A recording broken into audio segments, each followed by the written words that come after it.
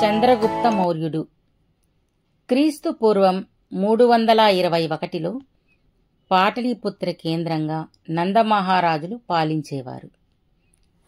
మహాపద్మనందుడు మొదటి రాజు. చంద్రగుప్తుడి తల్లి ముర నెమళ్లను పెంచే పిప్పిలివనం అనే ఒక ప్రాంత సమాజ అధిపతి కుమార్తె. చంద్రగుప్త మౌర్యుని జీవితానికి సంబంధించి పండితులు ఈతని తల్లిదండ్రులు క్షత్రియులని కొందరు, తండ్రి రాజు, తల్లి శూద్రకులానికి చెందిన పనిమనిషి అని పేర్కొన్నారు. నందవంశపు రాజు సర్వార్థ సిద్ధి నంద మొరను 2వ వివాహం చేసుకున్నాడు. చంద్రగుప్త మౌర్యుడు క్రీస్తు పూర్వము 340లో పాటలీపుత్రం, ఇప్పుడది బీహారు పాట్నాలో జన్మించాడు. మహాపద్మనందుని మొదటి భార్య సునంద, ఈమె క్షత్రియ రాజకుమార్తె. వీరికి 9 మంది కుమారులు. వీరిని నవనందులు అని అంటారు.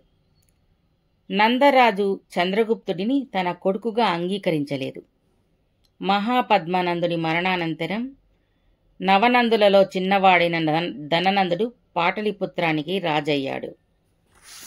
మిగిలిన సోదరులు ఉంటే ఎప్పటికైనా ప్రమాదమని ఒక్కొక్కరిని తొలగించుకుంటూ వచ్చాడు. చిన్నవాడైన చంద్రగుప్తుడిని రక్షించాలని అతని మామలు ఒక పశువుల పాకకు తరలించారు. పశువుల కాపరిగా ఉన్న చంద్రగుప్తుడిని ఆ పశువుల పాక పెద్ద ఒక వేటగాడికి అమ్మివేశాడు. ఆ వేటగాడు చంద్రగుప్తుడిని తన అవసరాలకు వాడుకుంటూ ఒక వేటగాడిగా మార్చేశాడు. ఇదంతా నందుడే చేశాడని తెలిసి చంద్రగుప్తుడు కోపంతో రగిలిపోయాడు. ఆ సమయములో అనుకోని విధంగా మహాజ్ఞాని విద్వాంసుడు అయిన చాణక్యుడు ధననందునికి మంచి సలహాలు ఇచ్చి శత్రువుల నుండి రాజ్యం సుభిక్షంగా ఉంచాలని అనుకుని పాటలీపుత్రం వచ్చాడు. ధననందుడిని రాజసభలో కలుసుకుని మంచి మాటలు చెప్పసాగాడు. అది విని అహంకారి అయిన ధననందుడు, నీవు చెబితే గాని మాకు తెలీదా, చాలు ఆపు అని చాణక్యుడిని అవమానించి పిలక పట్టుకుని అందరి ముందు అవమానించి బయటకు తోసేశాడు. అప్పుడు చాణక్యుడు అవమాన భారంతో నందవంశం నాశనము చేసి ఒక మంచి మహారాజును పాటలీపుత్రానికి రాజుని చేస్తాను, అంతవరకు ఊడిన నా జుట్టు ముడివేయను అని శపథం చేశాడు. చాణక్యుడు అడవి మార్గం గుండా వెళుతుండగా అక్కడ కొందరు బాలురు ఆడుకుంటూ ఉన్నారు. వారిలో ఒక బాలుడు తాను మహారాజుగా, మిగిలిన వారిలో ఒకరు మంత్రిగా, మరికొందరు సైనికులుగా, కొందరు ప్రజలుగా ఏర్పాటు చేసి రాజ్యంలో ఎలా యుద్ధం చేయాలి, ఎలా ప్రజలకు న్యాయం చెయ్యాలో చెబుతూ రాజదర్బారు ఆట ఆడుతున్నాడు. ఆ బాలుడే చంద్రగుప్తుడు. చాణక్యుడు అక్కడే నిలబడి వీరి ఆటనంతా చూసి చంద్రగుప్తుడిని తనతో తీసుకువెళ్ళాలి అని అనుకున్నాడు. చంద్రగుప్తుడిని కొన్న ఆ వేటగాడికి 1000 నాణ్యాలు ఇచ్చి చంద్రగుప్తుడిని కొన్నాడు. తరువాత చాణక్యుడు చంద్రగుప్తుడిని తక్షశిలకు తీసుకుని వచ్చి వేదాలు, యుద్ధ విద్యలు, చాణక్యుడికి వచ్చిన అన్ని విద్యలను నేర్పాడు. ఇలా 9 సంవత్సరములు గడిచిపోయాయి. చాణక్యుడు, చంద్రగుప్తుడు చుట్టుపక్కల ప్రదేశాల నుండి సైనిక బలాన్ని పెంచుకోసాగారు.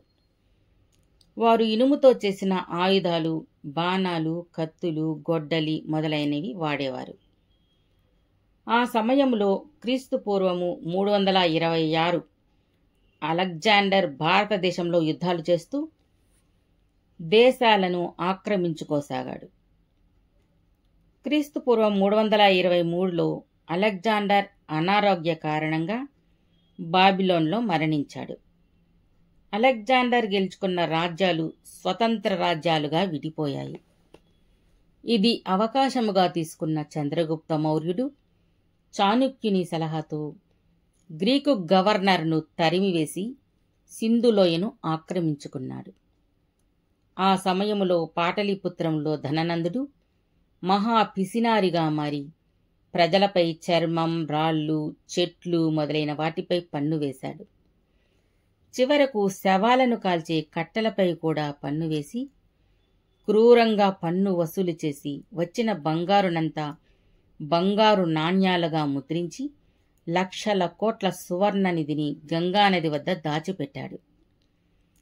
అప్పుడు పనిచేసిన పనివారినందరినీ రహస్యం బయటకు పోరాదని చంపివేశాడు. ఇది తెలిసి పాటలీపుత్రంలో ప్రజల తిరుగుబాటు జరిగింది. క్రీస్తుపూర్వం 322లో ధననందుడిని చంపి చంద్రగుప్త మౌర్యుడు తన తల్లి ముర పేరు మీదుగా మౌర్య సామ్రాజ్యం స్థాపించాడు. క్రీస్తుపూర్వం 304లో రాజ్య విస్తరింపజేయాలని అనుకున్నాడు. సెల్యూకస్ వన్ నికెటర్ సెల్యూకస్ అలెగ్జాండర్ మాజీ జనరల్ పాలించిన పర్షియాపై దాడి చేశాడు. చంద్రగుప్త మౌర్యుడు గెలిచాడు.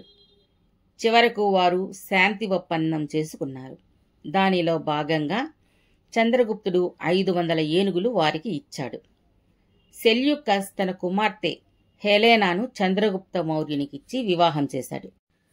ఆ తరువాత సెల్యూకస్ తన భూభాగాన్ని చంద్రగుప్తుడికి ఇచ్చి భారతదేశం వదిలి వెళ్ళిపోయాక మెగస్తనీసు అనే గ్రీకు రాయబారిని భారత్ పంపాడు. అతడు ఇండికా అనే గ్రంథం రాశాడు. చంద్రగుప్త మౌర్యుడు దక్షిణ భారతం వైపు సామ్రాజ్యం విస్తరణ కొనసాగించాడు. ఉత్తరాన హిమాలయాల నుండి దక్షిణాన తుంగభద్ర వరకు మౌర్య సామ్రాజ్యం స్థాపించాడు. వీరికి 4 రకాల సైన్యం ఉండేది. పదాతి దళం, అశ్విక దళం, రథాలు, ఏనుగులు, 6 లక్షల సైన్యం, 30,000 అశ్వాలు, 9,000 ఏనుగులు, 8,000 రథాలు ఉండేవి. గ్రీకు గ్రంథాలలో చంద్రగుప్త మౌర్యుడిని శాండ్రోకాప్టస్ అని అంటారు. సైన్యం, గూఢచార వ్యవస్థ, రెవెన్యూ వీటన్నింటినీ రాజే చూసుకునేవాడు.